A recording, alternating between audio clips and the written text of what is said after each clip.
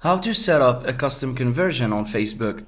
Hey everyone, welcome back. In today's video, I'm going to walk you through how to set up a custom conversion on Facebook. Custom conversions allow you to track specific actions taken by visitors on your website, such as purchases or signups, so you can measure the success of your campaigns. Let's get started. First, log into your Facebook Ads Manager and click on the Events Manager in the left-hand menu. From there, select Custom Conversions at the top of the page.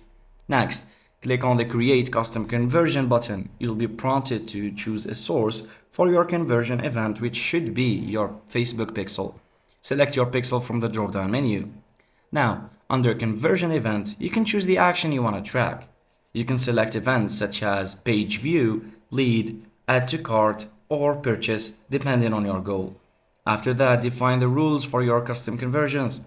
You can create specific conditions based on URLs, perimeters, or the event's value.